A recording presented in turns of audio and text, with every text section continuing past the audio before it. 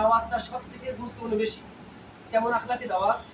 আপনি মসজিদে যাবেন, নামাজ পড়বেন ৫ ওয়াক্ত, এখান থেকে যখন বাড়ি যাবেন মাথায় সুন্দর করে পাগড়িটা বাঁধবেন, ৫ ওয়াক্ত নামাজ জামাতে যাবেন, মুরব্বিদেরকে সালাম দিবেন, মুসাফা করবেন, তাই না? তারপর রাস্তায় যাবেন, সালাম দিবেন। গ্রামের মানুষ স্কুলে মানে ফ্রি ফায়ার খেলে, আপনারা ফ্রি ফায়ার খেলবেন না, সবসময় থাকবেন মসজিদে, বাড়ি, তাই না? আখলাকি ব্যবহার করবেন। মানুষ যারা এলাকায় নামাজ পড়ে না, যারা বদমাইশ, তারাও বলতে বাধ্য হবে সেটা কত ভদ্র ছেলে, এই ছেলে ছিল সব থেকে গ্রামের উচ্ছৃঙ্খল, কিন্তু আজকে মাদ্রাসায় যাওয়ার কারণে সেটা কত ভদ্র হয়ে গেছে, কত ভালো হয়ে গেছে। যদি আমার ছেলে দিতে পারতাম, তার ছেলেটা দেওয়ার মতো বড় হয়ে গেছে, আমার ছেলে দিতে পারতাম, আমার ছেলেটা মানুষ হতো, আমার ছেলে দেওয়া মানুষ, অমুক ছেলে কত সুন্দর মানুষ হয়েছে, সালাম দেয়, মুসলমান করে, নামাজ পড়ায়, ৫ ওয়াক্ত নামাজ জামাতে খেতে পড়ে, পাগড়ি মাথায় দেয়, মনে যেন ফেরেশতা। তো আমি ভুল কাজ করবো না, আমার যে পোতা ছেলেটা হয়েছে আমি তাকে মাথা দিয়ে দেবো। এই দাওয়াত সব থেকে বড়, এই দাওয়াতটা আমি মনে করি। আর মৌখিক দাওয়াত যদি তুমি দাও, যে আপনার সন্তানটা মাদ্রাসায় দেন বা আপনি মাদ্রাসায় আসেন, আর তুমি ঠিক মতো নামাজ পড়লে না, তাই না?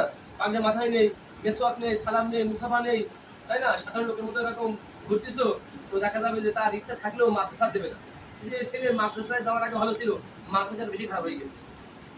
আখলাকে দাওয়াত দাও, আমাদের আখলাকে দাওয়াত দেবো, তাহলে আমিও থাকবো মাদ্রাসায়, আমার দেখা দেখি আরো ১০ জন এলাকা থেকে চলে আসবে মাদ্রাসায়, তাই তো? না বিষয়টা এমন তো?